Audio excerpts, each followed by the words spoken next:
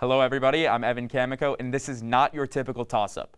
This week we will be discussing topics that include physical abuse and mental abuse.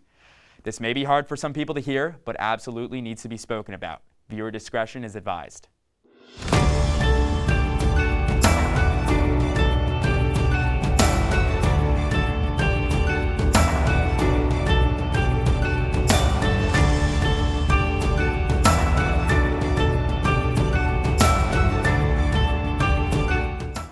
Abuse, disproportionate pay, misconduct, no coverage, no equality.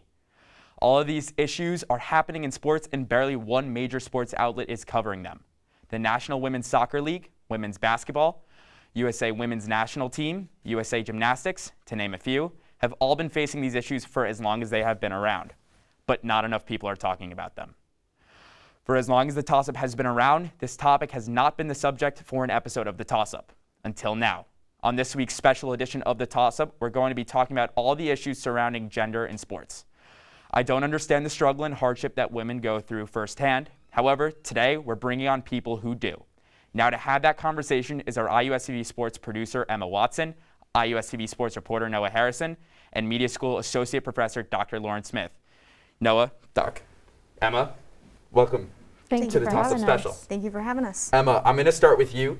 What do you think about the recent NWSL allegations? I think the moment that I saw that it broke on The Athletic, I thought, again?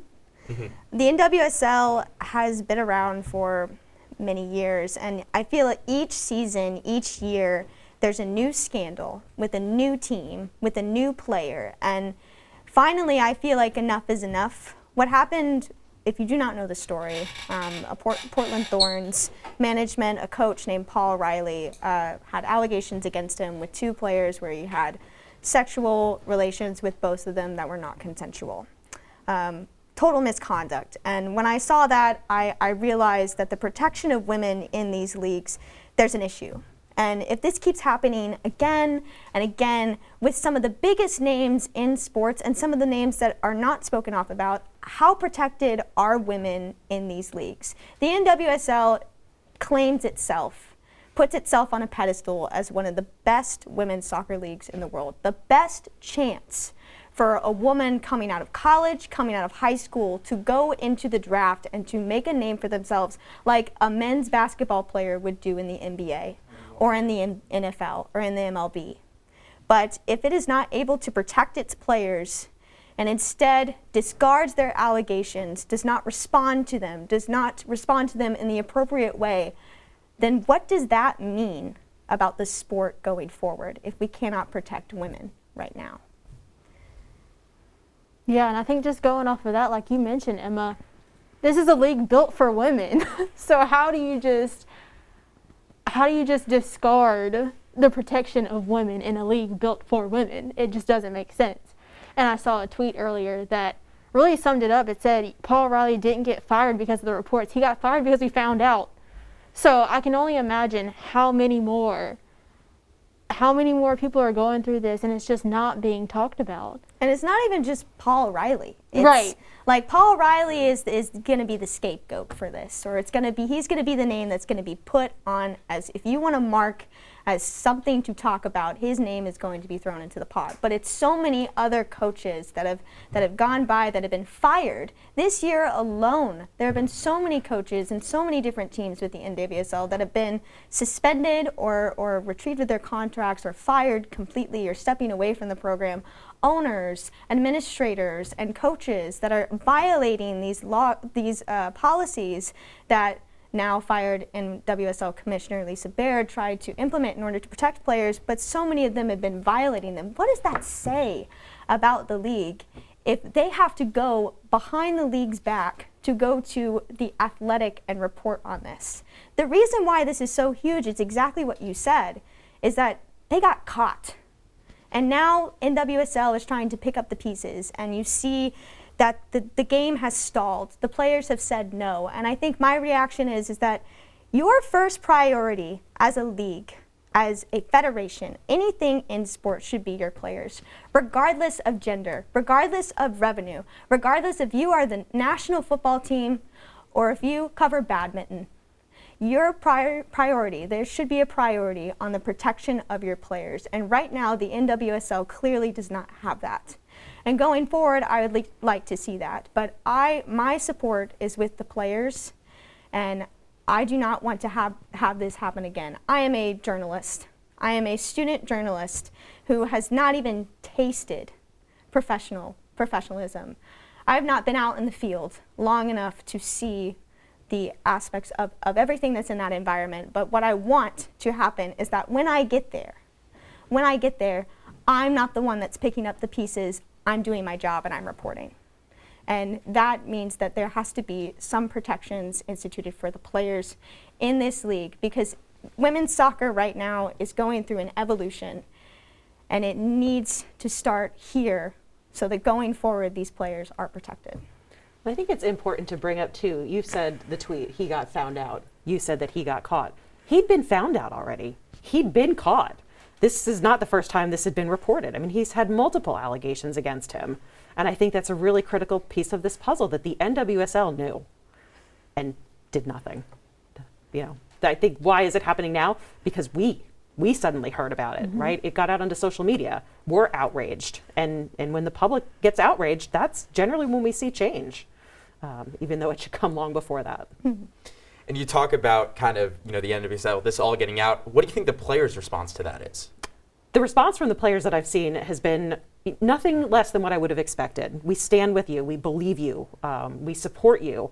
All of the things that the NWSL should have been saying from the beginning, they're leaving to the players, to do the support and the dirty work. But, so many former players have come out, and it's telling that so many former players have said, I'm not surprised. This doesn't surprise me. Like, why? Why?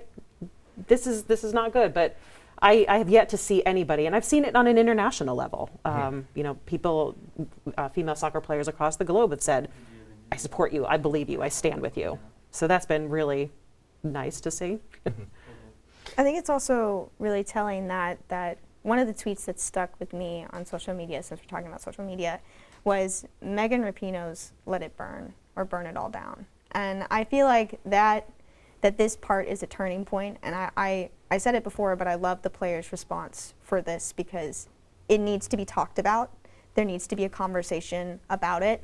And I think the response from the fans is really telling, that they're not here to support the league, they're here to support the players, and they've made that abundantly clear, that this league is about the players, it's not about the teams, it's not about the merchandise, it's not about the stadiums, it's about who is playing. And if you're not protecting them, then you have no fan base. And I believe that there was a tweet that was released today, as of Wednesday, that the Portland Timbers and the Portland Thorns fan bases are boycotting all of their merchandise and not providing any money to the federation or the organization, the team. And that, I feel like, should have happened a long time ago. Maybe with the first one, that's what we really want. We want the first one to be the last one. But I do hope that going forward, this response generates more of that burn it all down type of tenacity, so that we can really start making change. Yeah, and the burn it all down, you don't only see it in NWSL, you also see it in USA Gymnastics. So Lauren, I want to ask you, what stands out about how the whole Larry Nassar allegations have affected the sport? It's complicated, one, because there are so many different layers to the Larry Nassar, right? You've got Larry Nassar at Michigan State, you've got Larry Nassar with USA Gymnastics, but at least since we've had the Olympics, focusing just on the USA Gymnastics, I think probably the biggest impact you see, one, is with Simone Biles, but two, is that it's still ongoing. Ali Raisman, Michaela Maroney were just up with Simone Biles testifying before Congress about, the FBI. This is a story that broke in 2016. It's 2021. Why is this still dragging on? But I think if you look at Simone Biles too, she vocally said one of the reasons she stayed in the sport was because she wanted a victim. She wanted a survivor to still be there, to still be a voice, to force change. And we saw what happened with her in Tokyo. She had to bow out of the competition, and she cited that. She cited how hard it has been on her and how much it has affected her. Going forward in the sport and how it's still affecting it, you're still seeing the ripple effects. You're still seeing the failures coming through. So it's still significant, even though, it's 5 years later. Yeah, one thing I love to see from the way that a lot of these survivors have come out and said different things is the way that they're reclaiming their agency, right? This happened, but I'm still strong. I'm still powerful. I can still do this, And just even with Simone Biles, since we brought her up, her ability to prioritize herself over gymnastics, over expectations, over anything that everybody else has said about her. Her ability to just step back and say, this is what I need to get through what I'm going through. I think I'm very proud of that from all of the women.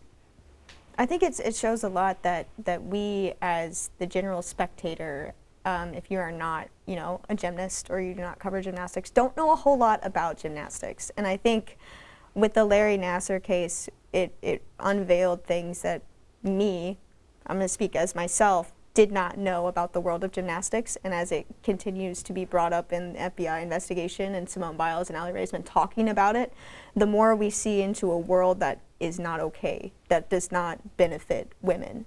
It benefits women's talents, but does not benefit women. And I think because of the Larry Nassar case, even though it's 5 years after it first broke, we still need to talk about it. And the fact that we are still talking about it is showing that there is an evolution, hopefully, in the sport. The German team said that they would not wear the traditional leotards. That's huge, because what is gymnastics to the usual spectator? It's women doing flips in tiny little outfits that show a lot of skin, and they're supposed to be in animated objects. And now I think that, kind of like the NWSL, by the reactions to it by the women coming forward and talking, like you said, with Simone Biles, that shows an evolution, and hopefully it can continue. But I think for me, and for a lot of people, it showed a world of sports that is ugly and that not a lot of people like to see. And even with, you're saying like they don't protect women, like in gymnastics, a lot of them are like still children. Yeah. So it's not even that they don't, they're not protecting women, they're not protecting children either. And I think that's more, for me, what gets me so fired up about USA Gymnastics is these are teenagers. And you said that you saw this whole different side of the world. I was a gymnast growing up. I was a gymnast up through my freshman year in college, and I can tell you the rot has been going on for years, decades. And so a lot of people think, oh, Larry Nassar, and this is brand new. It's not new. It needs attention. It needs impact. It needs action still. In the immediate aftermath of Larry Nassar, there were 5 different directors that got hired and fired from USA Gymnastics because of problems that they had, or they weren't the right person to lead. But that whole ugly side of the sport that you never see, it needs to be talked about, and it needs to be discussed continuously so it doesn't happen again. So moving kind of away from USA Gymnastics, our last subject of this topic is about March Madness and the differences between men and women. So Noah, I'll start with you on this one. How will the treatment of women's basketball players change from last year to this year? I've seen a lot of things about, their plan moving forward, and now it's considered Women's March Madness or whatever. But I hate to be this person, but I'll believe it when I see it. I think it's easy to say, hey, we're going to do X, Y, and Z. But when the rubber hits the road and money becomes involved, I'm not sure that much will change this year. Mm-hmm. I think the players will keep it honest. The players were the ones that showed us all the dark side of it this year. So if it doesn't change, I have no doubt they're going to be on Instagram and TikTok saying, oh, hey, guess what? Here's our 5-pound weight, and we're still expected to deal with this. Kind of like showing what you said earlier about the ugly side of sports. Last year, we were shown on TikTok and social media the ugly side of sports. And you could say that it was a COVID year. You could say that, there was insufficient funds, insufficient resources, but we saw what the men's March Madness tournament got. And I'm from Texas. I know the stadiums that they played in. They were not painted. They were not prepared for the women's March Madness tournament. And to me, that is a disservice. I think, kind of like what Lauren said, is that even if this doesn't happen, I'm going to be an optimist, and I'm going to believe that something is going to go forward. The NCAA has been a little bit flaky at times, if I can say that. But I do believe that with enough publicity that happened last year, that there could be some steps.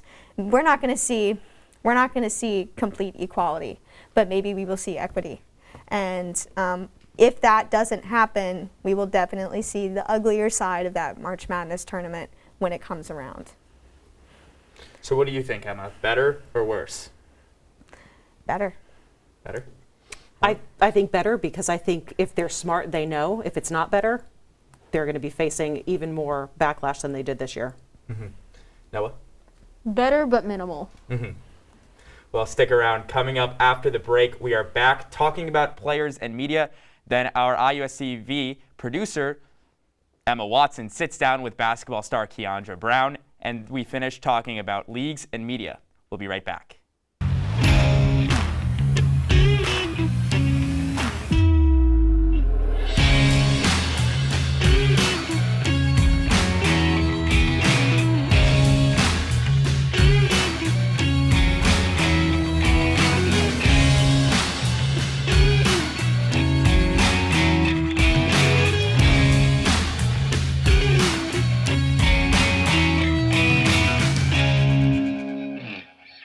Welcome back. We're here with Dr. Lauren Smith, Emma Watson, and Noah Harrison. Now let's talk about players and media. Emma, I want to start with you. What has the media's reception been from female professional athletes? I think in past, I'm going to go past and then I'm going to go present right now. I think in the past, if it is not a blonde-haired, blue-eyed Christian who does her sport and does not speak up about things, I think the media tends to treat them as, you know, prime examples of their sport. And when something goes wrong, or when there's a person that comes up that doesn't fit the mold, they tend to be vilified. And I'm going to talk about Megan Rapinoe for a second, because Megan Rapinoe, what she did in 2015 and then again in 2019, she made herself the villain, and she did that in a very impactful way. And what she said about the then President Donald Trump put her in a light where she could be criticized. And I think she was criticized because she does not look like the norm.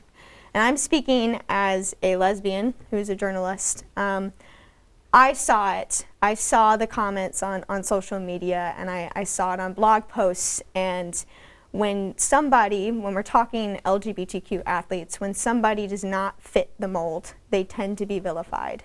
And especially if they're women and minority women. And so Megan Rapinoe's career, instead of being a U.S. women's national team member that has won World Cups and NWSL championships or has gotten to that point, instead of being this prime role model in her sport, she will be known as the one who kind of stuck it to them, and the one who will always have a little bit of stigma on it. And whether that is because of her sexual orientation, who's to say? But I think because of who she is, what she did, and what she looks like, and what she represents, the media took that and ran with it, either in a way that praised her or in a way that was meant to break her down. And in the past, that's happening in the past. In the present, there's a little bit of a shift. When we talk about female athletes now, because of these allegations that are coming out, because of the USA Gymnastics stuff, I feel like the media is a little bit more kind of cupping it together, kind of cupping these athletes and really trying to focus in on what they say. But the ones that don't look the part are the ones that tend to be criticized. I think there's a huge issue in that. Mm-hmm. I think it's interesting to look at media coverage and how it's been, and it'll be interesting to see how this shakes out. But when we've seen instances of sexual assault, sexual allegation in the past, the media has a really big tendency to focus on the stranger danger element, that it's only this one instance. It was just Larry Nassar. It was just Riley. It was just this one person. And they fail to talk about the wide systemic issues, the wide systemic institutions that enable. A lot of the focus is on the athlete when it should be on the NWSL. It should be on USA Gymnastics. And so that's typically what we see in the past. It'll be, curious to see how that is going forward, but I would expect a little bit more of the same. And just kind of going off of that a little bit, I think that's where social media comes into play and is so beneficial, because let them say something wrong, you already know, like, there's going to be an uproar. So I think social media has stepped into a role where, the athletes can be supported by a big number of people, and I mean, they don't feel alienated, but also keeping those in media accountable to what they say, because what they say matters and it affects those who are affected by the bigger situation. I want to touch on that social media comment. Kind of elaborate on that. Just give us a little bit more about how you feel that social media is impacting athletes. Yeah, I mean, I was a former athlete. And I'm a graduate student, so an undergraduate, I was an athlete, and just that is kind of sometimes a lonely space to be in. I mean, I've never been through what some of these athletes have been through, but sometimes it can be a lonely space to be in because people don't see you really as a human. They see you as an amazing talent stuffed in a human body, right? So with social media and just, you're able to open up a little bit more and show people that, hey, I'm a person. I'm just a person with a little bit more than the average talent, which kind of creates a group, right? And just a community around you that's willing to support you and that's willing to also share their similarities with you as well. So one other thing that it does is it flips the narrative, right? In the past, you were relying on media to tell your story, but now with social media, you control your own narrative. You say what you're going to say. There is no filter. You can showcase whatever you want and say whatever you want. So that's a huge advantage.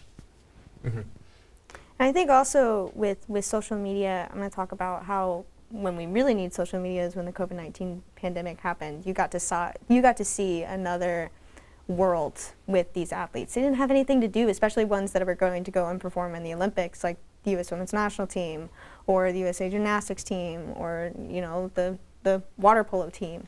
You got to see what they did in their everyday life. And when it comes to women, I feel like that exposure on social media, kind of like what Noah said, is very important. It gives you this device where you can tell your story. But I think it also has some setbacks because when you're telling your story, that's not the same story that some people maybe grew up with hearing.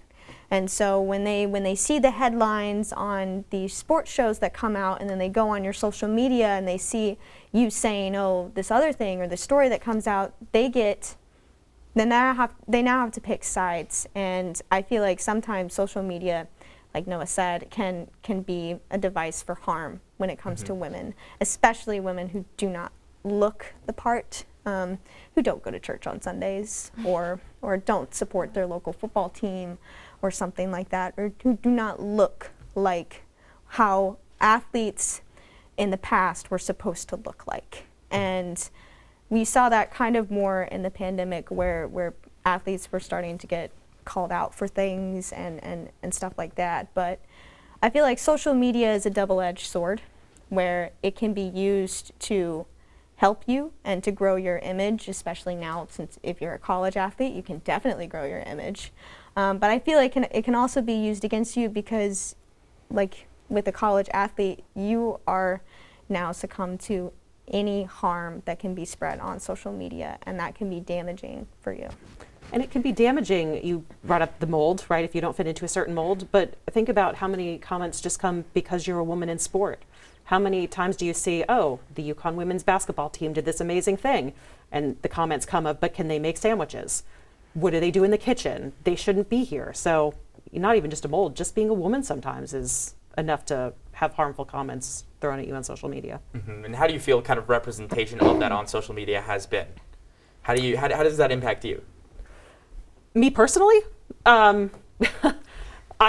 well, you could talk about that from two different things. I tend to follow female athletes who I see being very aggressive in their sport, being very active. I want to see their workouts. You know, I don't want to see them as a woman first. I want to see them as an athlete first. And I try and carry that over into my own social media. You know, when I'm doing workouts, I try and post myself active in workouts because I think that's inspiring. Other women may find different things inspiring. So I think social media at least lets you find and curate that feed to get what you want to see. I feel like there also has to be some discussion on like social media, who's making the social media, right? Because in the past, like it was mainly, NFL highlights, NFL, MLB, stuff like that. Oh, who hit the best, whatever. And you see that on Instagram. Now what I see on Instagram is that, And then the occasional, oh, look what this woman did. And then when you look at the comments, it's all like, why are you posting this? And I feel like there should be more incentive to post more women, because the only way that you combat it being an anomaly is, well, make it normal, make it ordinary to see women content. And like what you said, oh, look at the UConn women's basketball team. They had a wonderful season last season, and yet not a whole lot of people know about it because it wasn't advertised. The coverage was not there for these players on social media. Mm-hmm. And so instead of it being celebrated that Caitlin Clark had an amazing game, instead it's, why is Caitlin Clark on ESPN's Instagram account? Mm-hmm. And that's something we'll touch upon before we get into, our final topic of the show. However, leagues and media, our own Emma Watson had a chance to sit down with Kiandra Browne of the Indiana Hoosiers women's basketball team. Take a look. So first question for you. Over the course of the summer, you said that you reconnected with your faith. What has that journey been like for you? Honestly, reconnecting with my faith, not really reconnecting. I wouldn't say reconnecting at all. I would just say it's become a lot more profound. And I feel like I've turned a really big turning point for me in a way where I'm not as scared of what people think of me, and I feel like I'm able to truly be who I am and live for God the way that I want to, without really being caught up in what people are going to say, what people are going to think, what opportunities I feel like I might lack in the future because of it, because I'm just turning to God in everything that I do. Yeah. What has the support and the reception been like from your families and from your team? Well, for my team, it's been absolutely amazing. Honestly, I was really, really nervous. I sent a big long group chat. I'm like, hey guys, so I'm gonna start wearing a scarf. I hope you guys can support me because I love you guys all. And I mean, if anyone has a problem with it, just let me know. We could talk about it. But they've been really, really supportive, and a lot of them texted me privately after. They're like, hey KB, we love you. We're gonna support you in any way we can. And honestly, that meant a lot to me. It really did. Because it's tough out there, it's tough out there. And knowing that my family here is supportive of me and the coaches are supportive and no one really looks at me differently or anything like that, honestly has meant so much to me. Yeah, and people talk about, or they argue that there is a relationship between sports and faith. Mm-hmm. What does that relationship, if there is, look like for you? Well, my faith makes everything easier. I rely on God for so much. I turn to Him with, everything that I do. And as far as sports is concerned, the only reason I'm here is because God put me here. There's no other reason for it, and I just want to make sure that the purpose that He wants me to complete and do here is done to the best of my abilities, with Him by my side. So there's definitely a huge, huge correlation between the two because you can't have one without the other. Exactly. And you're a part of the Excellence Academy here on campus, if that's correct. What has that experience been like for you? I mean, I love the Excellence Academy. I've honestly just started getting into it a bit more this year. With COVID last year, it was kind of difficult and adjusting and all of that, so I kind of kept to myself, but I feel like I've been able to meet a lot more people, meet a lot more internationals, had the opportunity, to join emerging leaders, to join the heroes, and just to be able to help other people. It warms my heart because that's something that I want to do, and that's something that I want to hopefully make a career out of one day. It's something that I'm really passionate about. So being able to learn how to be able to help others in college will help me throughout the rest of my life. So I'm really thankful for it. Kind of a follow-up question. Do you see yourself as a role model for people? Do I see myself as a role model? Well, I hope people see what I do and say, oh, she did it, so I can too. I want to be an inspiration to others. I want to be, especially for other young Muslim women, I want them to know that you can do it too. Nothing is holding you back. Your scarf's not holding you back. Your faith's not holding you back. The same way that all of my other teammates who are Christian and are really, pious and are really devoted to their faith, we can too, even though it may look a bit different, it's still, at the end of the day, we're all worshiping the same God. So I just want them to know that, you can do it too, and don't let anything hold you back. Don't let what other people say hold you back, even though it's hard sometimes, and I've struggled with it so much. I feel like there's so much empowerment in just saying, you know what, like I'm just gonna do this because I want to do it. I don't care what anybody else has to say about it. Absolutely. And switching a little bit more towards basketball, what are you excited most for about this upcoming season? Oh man, this season's gonna be awesome. I'm so excited. I think we have a great group of girls. We're returning the whole starting five, which I'm super excited about. Everyone's, healthy. Everyone is ready, and I think that since we're such a veteran group, it's going to be a lot easier just to roll into the season. And we already know what's coming. We know what's going to happen, and we all are on the same page as far as our goals are concerned. Like we all want to go win a national championship. We all want to go win a Big Ten title. We all want to go, beat Maryland for the first time in IU history. Like we want to do these things, and we're all committed to it. And I think with the support of our coaches and their support staff, like we're going to do great things this year, and I'm really excited for it. I can say as like an outside observer, I think there's a huge buzz around your program this year. And do you have any personal goals that you want to achieve this year? I mean, I want to win. I mean, my personal goals are really just to do whatever I can in whatever role that is given to me to help my team win, because that's the most important part. It doesn't matter if you play 40 minutes, 0 minutes, if you score 10 points or 40. It's just about winning, and whatever that may look like for me, whatever role that I have in that, I mean, I want to do that to the best of my ability because it takes everybody. It really does. Yeah. Is there anything that I didn't ask you or anything that you want to say about this upcoming season or anything? I mean, just watch out. We're coming, and we're coming in hot. So I'm really excited. Okay, thank you so much. Well, thank you. We are back with Emma Watson, Noah Harrison, and Dr. Lauren Smith, and it's time to talk about leagues and media. So, Noah, I'll start with you again. What are your thoughts about, female coverage or media coverage on female sports? It's not enough. I mean, and you can make the argument that, there's not enough money. But at this point, if money is your sole purpose for not doing something that's right, we've got a bigger problem here, like greed, right? I think this is one of the things that you're just going to have to, I guess if you're so concerned about money, bite the bullet, play the games, and let the people respond, right? Just not enough coverage overall, and I think we can all agree with that. Say what coverage? There is a study that's been done since, and it is a longitudinal, it's an investigation that's been going on since 1989 that looks at the amount of airtime women get on sports programs, sports news shows. It has yet, since 1989, to top 5%. So, yeah. One of the things that I wanted to touch up on was I'm an avid sports show watcher. I watch all of it. All that I watch is sports, and it's it's really toxic. But I watched the Sports Center episode when the NWSL thing broke, and there was no cut-in that I saw. There was only the bottom line that showed, and it flashed red, and it showed that.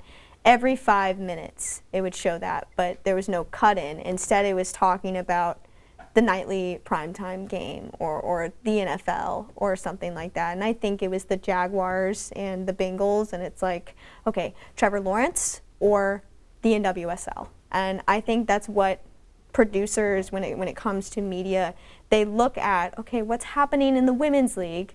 Let's pick and choose the stories in here.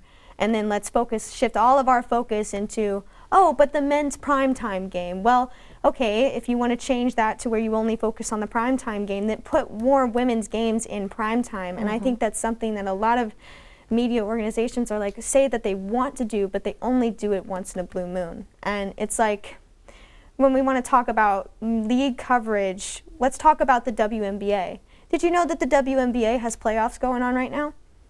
I don't think a lot of people know about that. And why do you not know about that?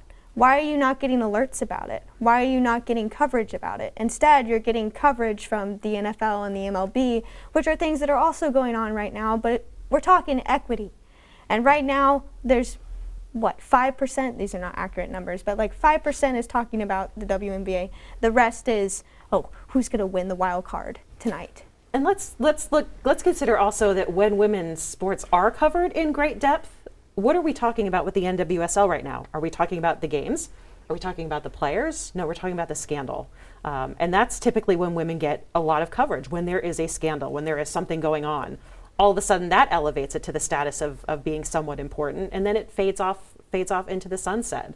I think with COVID, what I'm very interested to see going forward is we saw numbers rose, right? Viewership numbers climbed.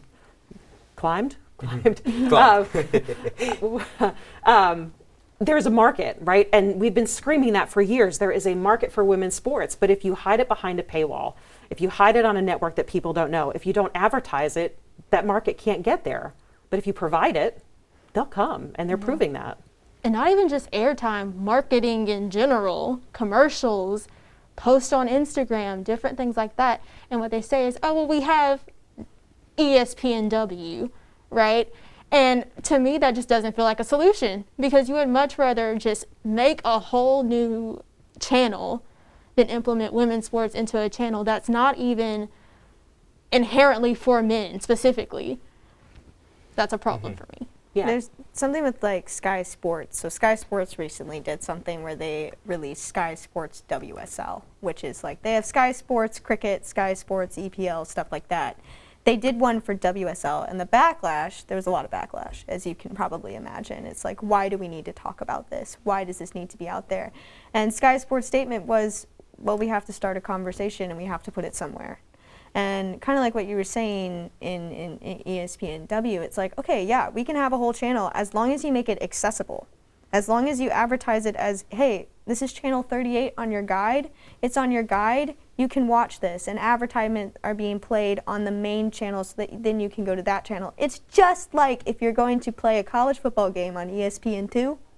You check the listings. Oh, what college football game is on ESPN2? Oh, the ESPN one is not very good. Let me switch it to ESPN2. And right now, that option is not being advertised enough for women. And I'm going to talk about the NWSL again, but one of the issues that kind of arose a couple weeks ago is that they announced that their game would be played on CBS. But the only time slot that they could get is at noon on CBS. And the game is being played in Portland, which is on Pacific time. But that means the game kicks off at 9, which is a disservice to the players. And it's like, what do you prefer more? Do you want to prefer prime time, or do you want to preserve the players? And right now, the NWSL decided that they wanted to do prime time because that was the only option that they got. Instead, it would be on Paramount Plus or CBS Sports Network, which majority of people do not have. They have to pay for that, or they have to pay for that channel, or they have to subscribe to Paramount Plus in order to see it. And right now, the issue is that the market is there, and success is there. If we look at the NCAA softball tournament this past year, that was a huge success. And it was a wonderful production, in my opinion, by ESPN. The crew was phenomenal. The games were entertaining. It kept you drawn in. And the market is there, but it's just the commitment to have it there, to keep it there, and to continue with it, is that I think a lot of media outlets struggle with. I've never been a fan of ESPNW. I'm still not a fan of ESPNW because I think the whole message it sends is that you don't belong. You don't belong on regular ESPN. And if you've had me in the past couple of years, you laugh at this. If you could put cornhole on ESPN, you can put on the WNBA. You can put on the NWSL because I think it's cornhole. It's not a sport. But I mean, things like that. If you can put poker on ESPN, if you can put cornhole, if you can devote a whole day on ESPN, ESPN2 does the Ocho, the day the Ocho, there's no conceivable reason that you cannot host women's sport and provide that there. If I can watch a middle-aged guy shove hot dogs in his face, then I can watch the NWSL championship, okay? They're not on the same level, in my opinion. But I think that it's really important to go forward. You have to start making commitments. And when these stories come out, I feel like the most important thing that a media outlet can do is to talk about them and not just devote 6 minutes or 4 minutes to a segment where somebody sits in front of a camera or they interview whoever broke the story or the people involved. Interviews are fine. Segments are fine. They get the conversation started. But I feel like there needs to be a sit-down conversation to talk about it, because the only way that you can get into change is to talk about it. And I think it's also important to talk about, the easy answer is always, well, the men don't want to watch women's sports. There's not a market. The men don't want to watch it. But in the past couple of years, as we've seen more women's sports in the mainstream, we saw women in the hockey all-star game a couple of years ago. You see fathers saying, I want my daughter to see this. My daughter has a role model. Even with the college softball World Series last year, I know a bunch of male students have said, of course I watched it, it was great. There is a market, and men will watch. So to fall back on that old answer of, well, men just don't care about women's sports, they do, and they care about it for different reasons. Noah, anything to add before we wrap up? No. They did a really nice job. That's going to do it for the show. Special Toss-Up Roundtable. Be sure to continue the discussion and follow us on Instagram at IUSTV Sports and on Twitter at IUSTV Sports. We are always looking for ways to improve the show, so feel free to give any suggestions and ask any questions you might have via social media. Thanks for watching at home, and we'll see you next time.